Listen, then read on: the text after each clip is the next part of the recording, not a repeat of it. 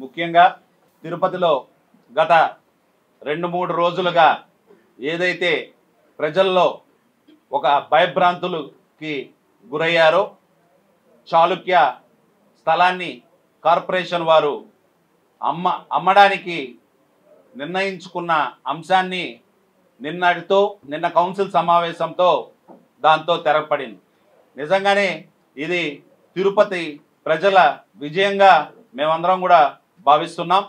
ముఖ్యంగా నిన్న జరిగినటువంటి కౌన్సిల్ సమావేశంలో మేయర్ గారితో పాటు వైఎస్ఆర్ కాంగ్రెస్ పార్టీకి సంబంధించిన కార్పొరేటర్లు అందరూ కూడా దీన్ని ముక్త కంఠంతో వ్యతిరేకించారు. అలాగే కొంతమంది కూటమికి సంబంధించిన కార్పొరేటర్లు కూడా దీన్ని వ్యతిరేకించారు. వ్యతిరేకించినటువంటి ప్రతి ఒక్క కార్పొరేటర్కి మేము ప్రత్యేకంగా ధన్యవాదాలు తెలుపుకుంటున్నాం.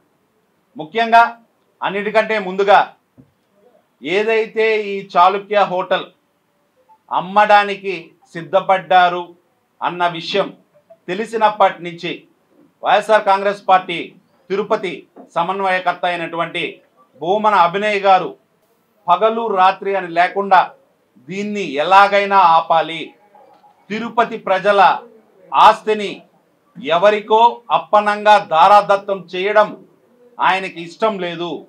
కాబట్టి ఆయన ప్రతి ఒక్క కార్పొరేటర్తో మాట్లాడి కౌన్సిల్లో ఎలా మనం దీన్ని ఎదుర్కోవాలి అని ఒక వ్యూహం రచించి, అలాగే వైఎస్ఆర్ కాంగ్రెస్ పార్టీ నాయకులు అందరూ కూడా ఒక సోషల్ మీడియా వేదికగా కావచ్చు, ఇలా ప్రెస్ ముఖంగా కూడా కావచ్చు, అందరూ కూడా ఈ విషయాన్ని ప్రజలకి తెలియపరచడంలో కార్పొరేటర్లు అందరూ కూడా దాన్ని సమర్థవంతంగా ఎదుర్కొని ఆ అంశాన్ని పక్కన పెట్టే దాంట్లో విజయం సాధించారు అనంటే నిజంగానే భూమన అభినయ్ గారికి మేమందరం కూడా ప్రత్యేకమైన ధన్యవాదాలు తెలుపుకుంటున్నాం. మరి అది అలా ఉంచితే కార్పొరేటర్లలో 80% కార్పొరేటర్లు అందరూ కూడా ఈ నిర్ణయాన్ని వ్యతిరేకించినా కూడా స్థానిక శాసనసభ్యులు శ్రీనివాసులు గారు మరి అది అమ్మడానికి చాలా దృఢ సంకల్పంతో ఉన్నారు అనేది నిన్న ఆయన మాట్లాడిన ప్రెస్ మీట్లో అందరికీ అర్థమవుతుంది.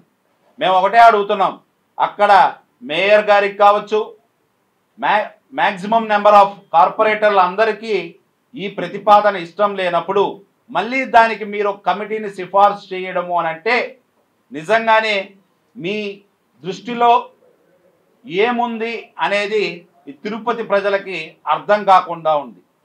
నిజంగా మీకు మున్సిపల్ కార్పొరేషన్ కొత్త భవనం నిర్మించడానికి డబ్బులు లేకపోతే మీ ముఖ్యమంత్రి చంద్రబాబు నాయుడు గారు ఉన్నారు, అలాగే డిప్యూటీ సీఎం పవన్ కళ్యాణ్ గారు ఉన్నారు, అలాగే మీ కూటమి ప్రభుత్వంలో భాగమైనటువంటి భారతీయ జనతా పార్టీ కేంద్రంలో అధికారంలో ఉంది. మరి వీరితో మీరు మాట్లాడి నిధుల్ని తిరుపతికి తీసుకురావాల్సింది పోయి ప్రజల ఆస్తుల్ని అమ్మేయాలి అని అనుకోవడం శాసనసభ్యులుగా మీకు ఇది మంచి పద్ధతి కాదు.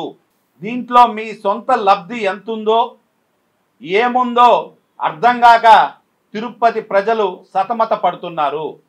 మేము ఒకటే అడుగుతున్నాం, ఈరోజు మీరు చిత్తూరు నుంచి తిరుపతికి వచ్చినా కూడా మిమ్మల్ని శాసనసభ్యులుగా ఈ తిరుపతి ప్రజలు గెలిపించారు కదా, మీ జేఎంసీ ట్రస్ట్ అని ఒకటి మీరు పెట్టుకొని అక్కడక్కడ చలివేంద్రాలు ఏర్పాటు చేసుకుంటూ ఖాళీ కుండలు పెడుతూ దాంట్లో అప్పుడప్పుడు నీళ్లు పోస్తూ ఒక సేవా కార్యక్రమాలు నిర్వహిస్తున్నారు కదా. మరి ఆ ట్రస్ట్ ద్వారానే మున్సిపల్ కార్పొరేషన్ కొత్త భవనాన్ని మీరు కట్టండి. అప్పుడు తిరుపతి ప్రజల మీద మీకు ప్రేమ ఉంది అని మేమందరం కూడా నమ్ముతాం. మీరు ఆల్రెడీ ఒక కన్స్ట్రక్షన్ అండ్ కాంట్రాక్ట్ ఫీల్డ్లో ఉన్నవాళ్లే కదా. మరి ఆ తిరుపతి కొత్త మున్సిపల్ భవనాన్ని మీరే కట్టేయండి. ఎందుకు తిరుపతి ప్రజల ఆస్తుల్ని అమ్మడము, ఇంకొకటి చేయడం ఇది కరెక్ట్గా మంచి పద్ధతి కాదు. తిరుపతి ప్రజలందరూ కూడా, కార్పొరేటర్లందరూ కూడా ఆ నిర్ణయాన్ని కౌన్సిల్ సమావేశంలో వ్యతిరేకించినా కూడా దానికి మళ్ళీ కమిటీ వేస్తాం, కమిటీ నిర్ణయిస్తుంది అని మాట్లాడడం నిజంగానే చాలా చాలా బాధాకరమైన విషయం.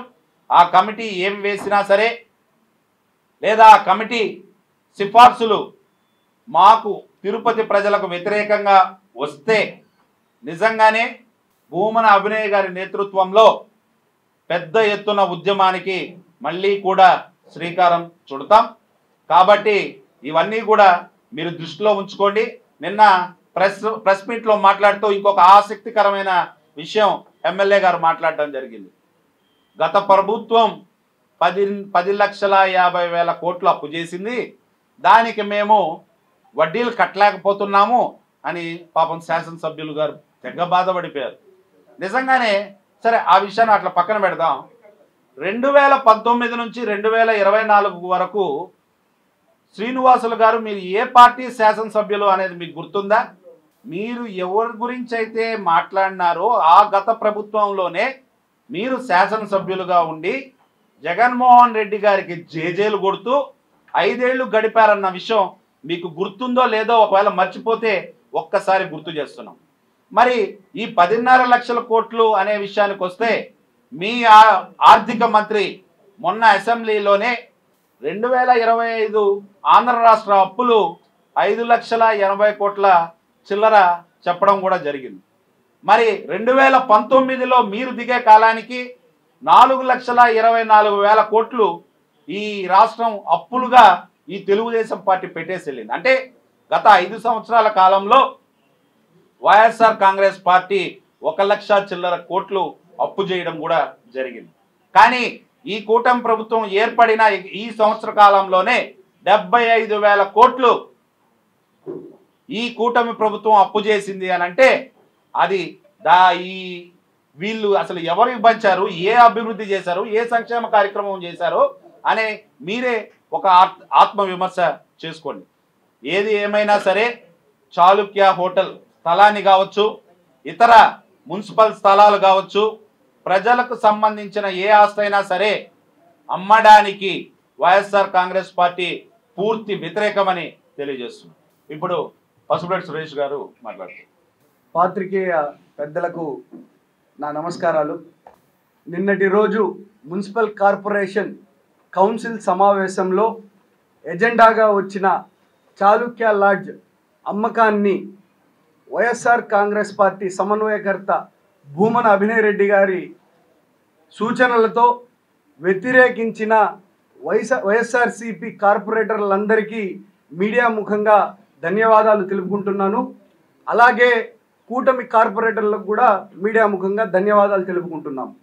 కౌన్సిల్ సమావేశంలో మెజారిటీ ఆఫ్ కార్పొరేటర్స్ ఈ ప్రతిపాదనను తిరస్కరించిన తర్వాత కూడా స్థానిక ఎమ్మెల్యే గారు ఒక కమిటీ వేసి 10 రోజుల తర్వాత మరొక సమావేశం జరిపి దీని మీద నిర్ణయం తీసుకుంటాను అని చెప్పడంలో ఉన్న పర్సనల్ ఇంట్రెస్ట్ ఏందని మీడియా ముఖంగా నేను క్వశ్చన్ చేస్తున్నాను. కౌన్సిల్లో ఉన్న కార్పొరేటర్లందరూ దీన్ని తిరస్కరించినారు. ఆ సబ్జెక్ట్ అక్కడికి కౌన్సిల్ సుప్రీం వచ్చి కార్పొరేటర్లు మెజారిటీ ఆఫ్ కార్పొరేటర్లు దాన్ని తిరస్కరించిన తర్వాత కూడా ఒక కమిటీ వేయడంలో ఆంతర్యం ఏమని మీడియా ముఖంగా ఎమ్మెల్యే గారిని ప్రశ్నిస్తున్నాము. అలాగే 2019-2024 టైంలో రాష్ట్రం శ్రీలంకగా మారిందని తెలుగుదేశం పార్టీ జనసేన నాయకులు ప్రజలను పూర్తిగా తప్పిదారు పట్టించి మేము అధికారంలోకి వస్తే సంపద సృష్టిస్తామని చెప్పి అధికారంలోకి వచ్చిన కూటమి నాయకులు ఈరోజు చేస్తున్న తతంగం ఏంటంటే, నిన్న ఎమ్మెల్యే గారు మీడియాతో మాట్లాడుతూ రాష్ట్ర ప్రభుత్వ సూచన మేరకు నిరుపయోగంగా ఉన్న చాళుక్య లాడ్జ్ నిరుపయోగంగా ఉన్న ఆస్తులను ఉపయోగకరంగా మార్చుకునేందుకు అమ్ముకోండి అని చెప్పి రాష్ట్ర ప్రభుత్వం సూచనలు ఇస్తే, మేము చాళుక్య లాడ్జ్ కొన్ని సంవత్సరాలుగా నిరుపయోగం ఉంది, దాన్ని అమ్మి కమాండ్ కంట్రోల్ బిల్డింగ్ని పూర్తి చేయాలన్న ఆలోచనతో ముందుకు వచ్చారు. కేవలం 2019-2024లో కుదవ పెట్టి ప్రపంచ బ్యాంక్ దగ్గర లోన్లు తీసుకొస్తేనే రాష్ట్రం శ్రీలంక అయినప్పుడు ఈరోజు మీరు మున్సిపల్ కార్పొరేషన్ అది ప్రైమ్ లొకేషన్లో ఉన్న ఆస్తిని అమ్మడానికి సిద్ధపడిన ఇప్పటి రాష్ట్ర పరిస్థితి ఏ రకంగా ఉంది? సంపద సృష్టిస్తానని చెప్పి తప్పుడు వాదనలతో తప్పుడు హామీలతో గద్దెకెక్కిన మీరు ఇప్పుడు కేవలం ప్రభుత్వ ఆస్తులను అమ్మే పనిలో దిగారని ఈ తంతు సాక్షిగా పూర్తి యావత్ రాష్ట్ర ప్రజలకు అందరికీ తెలుస్తుంది. కేవలం అబద్ధపు హామీలు మీడియా మేనేజ్మెంట్తో మాత్రమే మీరు అధికారంలోకి వచ్చారు. మీరు ఏ రకంగానూ సంపద సృష్టించలేరు. కేవలం మీకున్న మీడియాతో మేనేజ్ చేసుకుంటూ ఈ 1 year కాలాన్ని గడుపుకుంటూ వచ్చారు. అలాగే మీ అందరికీ తెలుసు, చాళుక్య లాడ్జ్ అనేది కొన్ని సంవత్సరాలుగా తిరుపతిలో ఒక ప్రైమ్ లొకేషన్లో ఉన్న ఆస్తి.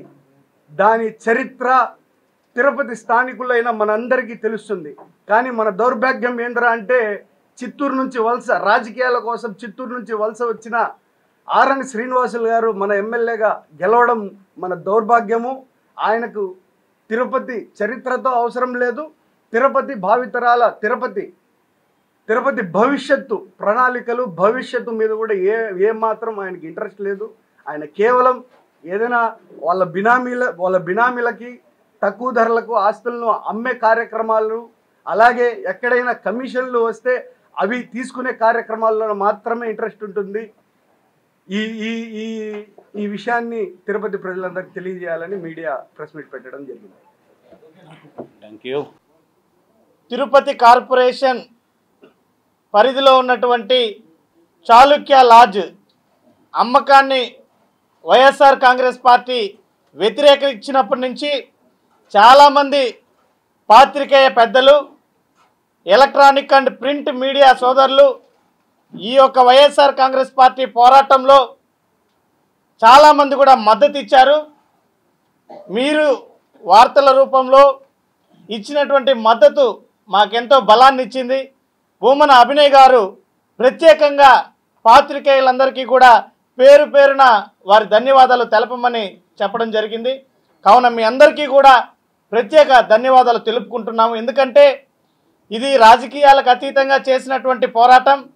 దీంట్లో ఏమాత్రం కూడా రాజకీయ లాభాపేక్ష ఆశించకుండా కేవలం కార్పొరేషన్ దివాలా తీసేటువంటి పరిస్థితుల్లోకి వెళ్ళిపోకుండా దీని ద్వారా అయినా కూడా ఈ ప్రభుత్వ పెద్దలకి కార్పొరేషన్ పైన ప్రత్యేక దృష్టి సారించి తగినటువంటి రీతిలో నిధులతో ఆదుకోవాలని మేము చేసినటువంటి పోరాటమే తప్ప ఇందులో ఏమాత్రం కూడా రాజకీయ లాభాపేక్ష లేదు. మరి ఈ యొక్క తీర్మానాన్ని ఆమోదం పొందకుండా ఈ తీర్మానంలో వ్యతిరేకించినటువంటి వాళ్ళందరికీ కూడా కార్పొరేటర్లకి అందరికీ ధన్యవాదాలు తెలుపుతున్నాం. ముఖ్యంగా మీ అందరి దృష్టికి తీసుకురాదలిచాం. ఎవరైతే వ్యతిరేకించారు, ఎవరైతే దీన్ని మద్దతు తెలిపారని మీ అందరికీ కూడా తెలుసు. మరొకసారి ప్రజలందరూ కూడా తెలిసేటువంటి విధంగా ఈ మీడియా సమావేశం ద్వారా వ్యతిరేకించిన వారు, మద్దతు ఇచ్చిన వారి పేర్లను ఒకసారి మీ దృష్టికి తీసుకొని వస్తున్నాం.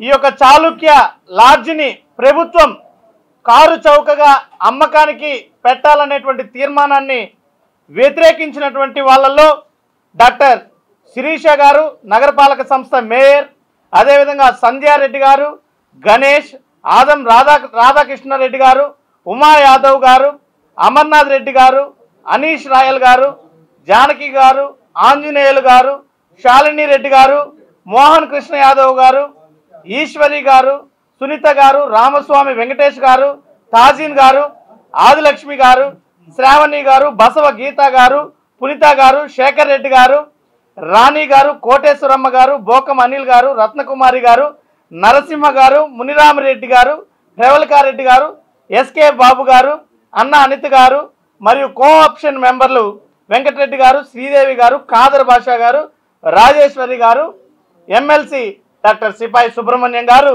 ఈ యొక్క తీర్మానాన్ని పూర్తిగా వ్యతిరేకించి ఆమోదం పొందకుండా తమ మద్దతు తెలిపారు. మరి ఇక్కడ ఎవరైతే కార్పొరేటర్లు వారి పేర్లు మేము చెప్పదలుచుకోలేదు. ఎందుకంటే ఈరోజు తిరుపతి ప్రజలందరూ కూడా ఇంత పెద్ద ఎత్తున గత 2 రోజులుగా కార్పొరేషన్ ఆస్తులను అమ్మడం ఏంటి ఈ ప్రభుత్వం అని వ్యతిరేకిస్తుంటే ఇంత పెద్ద వ్యతిరేకతలో కూడా కొంతమంది తమ స్వార్థ ప్రయోజనాల కోసం మాత్రమే రాజకీయం చేస్తాం, మిగిలిన విషయాలతో మాకు సంబంధం లేదు, రాజకీయాలే మాకు ముఖ్యం, తిరుపతి మాకు సంబంధం లేదు, తిరుపతి ప్రజల మనోభావాలు మాకు సంబంధం లేదనేటువంటి విధంగా కొంతమంది ప్రవర్తించారు. వారి పేర్లను మేము కనీసం ఉచ్చరించడానికి కూడా ఇష్టపడటం లేదు. దయచేసి అందరికీ ఒకటే తెలుపుతున్నాం, రాజకీయాలు అవసరమైనప్పుడు రాజకీయాలను మీరు చేయండి, కానీ ఈ రకంగా మనందరం తిరుపతి వాసులుగా తిరుపతిలో ఇంత దుర్మార్గమైనటువంటి విధంగా ప్రభుత్వం కార్పొరేషన్ ఆస్తులను అమ్మకానికి తీసుకొస్తూనే మీరు ముందుకు రాకపోవడం చాలా బాధాకరమైనటువంటి విషయం. ముఖ్యంగా చీమ చుట్టుకుమన్నా నేనున్నానంటూ వచ్చేటువంటి భానుప్రకాష్ రెడ్డి గారు ఇంత పెద్ద ఎత్తున ప్రభుత్వ ఆస్తుల అమ్మకానికి కార్పొరేషన్ పూనుకుంటుంటే అసలు ఎక్కడికి వెళ్ళిపోయాడో, ఎందుకు కనపడడం లేదో, అసలు భానుప్రకాష్ రెడ్డి గారు తిరుపతిలో ఉన్నారా లేదా అర్థమే కావడం లేదు. ప్రతి దానికి మీడియా ముందుకు వచ్చేటువంటి భానుప్రకాష్ రెడ్డి గారు మరి ఈరోజు మీకు పాలక మండలి సభ్యులుగా రాజకీయంగా పదవి దక్కిపోయిందని ఏమైనా తిరుపతిని నిర్లక్ష్యం చేస్తున్నారా? రాజకీయాలు అవసరమైనప్పుడు మాత్రమే మీరు తిరుపతి తిరుపతి తిరుమల అంటూ వచ్చి మాట్లాడతారా? ఇంత పెద్ద వ్యవహారం మీ కంటికి కనపడడం లేదా? మీ చెవులకు వినపడడం లేదా? మీరు మాట్లాడడానికి మాటలు రావడం లేదా? భానుప్రకాష్ రెడ్డి గారు ఎందుకు ఈ రకమైనటువంటి స్వార్థ రాజకీయాలకే పరిమితం అయిపోతే తిరుపతి ప్రజలు మిమ్మల్ని అసహించుకునేటువంటి పరిస్థితి. కార్పొరేషన్ ఆస్తులను అమ్మి ఈరోజు పనులను నిర్మాణాలను జరిపేటువంటి దుస్థితికి కార్పొరేషన్ వచ్చేసిందంటే మీరు ఒక కేంద్ర ప్రభుత్వంలో భాగస్వామ్య పార్టీ, రాష్ట్రంలో కూటమి పార్టీలో భాగస్వాములు, మీరు పోయి మీ ప్రభుత్వ పెద్దలతో చర్చించి అయ్యా మా తిరుపతి కార్పొరేషన్ పరిస్థితి ఈ రకంగా ఉంది, ప్రత్యేక దృష్టి సారిస్తామన్నారు ఆ రోజు ఎన్నికల సమయంలో, మరి ఈరోజు ఆదుకోవాల్సినటువంటి అవసరం వచ్చింది అని మీరు పోయి చర్చించి అవసరమైనటువంటి నిధులు తీసుకురావాల్సినటువంటి బాధ్యత భానుప్రకాష్ రెడ్డి గారి పైన ఉంది కదా, మరి ఎందుకు ఆయన స్పందించలేదు? అంటే రాజకీయాలకు మాత్రమే భానుప్రకాష్ రెడ్డి గారు ఇలాంటి విషయాలు మాట్లాడతారు, అంతే తప్ప ప్రజాపయోగమైనటువంటి పనులకి ఎప్పుడు కూడా భానుప్రకాష్ రెడ్డి గారు ముందుకు రారు. దీని ద్వారా తేటతెల్లమైనటువంటి పరిస్థితి. కానీ వైఎస్ఆర్ కాంగ్రెస్ పార్టీ రాజకీయాలతో నిమిత్తం లేకుండా తిరుపతి ప్రజలకి ఏ రకమైనటువంటి సంక్షేమం కావాలన్నా, అభివృద్ధి కావాలన్నా, తిరుపతి ప్రజలకి మనోభావాలకి విరుద్ధంగా ఏ కార్యక్రమం జరిగినా ఖచ్చితంగా మేము మా శాయశక్తులా పోరాడతాం. ఖచ్చితంగా ప్రజల అభిష్టం మేరకే ఏ పనైనా జరిగేటువంటి విధంగా వైఎస్ఆర్ కాంగ్రెస్ పార్టీ ముందుకెళ్తుంది. ఈ యొక్క కార్యక్రమంలో, ఈ పోరాటంలో ముఖ్యంగా మీడియా మిత్రులతో పాటు కూడా social media, YSR Congress party social media, కొన్ని మీడియాలు కేవలం కొన్ని సంఘటనలకే వతాసు పలుకుతూ కనుమరుగయ్యేటువంటి విధంగా ప్రవర్తిస్తుంటే, అధికార ప్రభుత్వానికి వాళ్ళ అడుగులకి మడుగులెత్తుతుంటే YSR Congress party social media నిత్యం ప్రజా సమస్యలపైన దృష్టి పెడుతూ ప్రభుత్వం ఖచ్చితంగా ప్రజా సమస్యల మీద పనిచేసేటువంటి విధంగా ఒత్తిడి తీసుకొచ్చేదానికి YSR Congress party social media నిర్విరామంగా పనిచేస్తుంది. YSR Congress party social media సైనికులందరికీ కూడా ధన్యవాదాలు తెలుపుకుంటున్నాం.